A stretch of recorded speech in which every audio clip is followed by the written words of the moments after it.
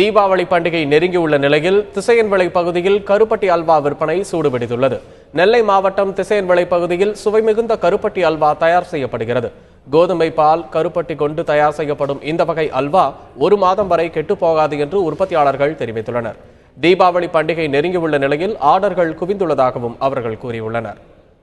கருப்பட்டி விளைச்சல் அதிகமாக இருப்பதால் அந்த கருப்பட்டியில இருந்து ஒரு அல்வாவை தயாரிக்க வேண்டும் என்று எண்ணினோம்.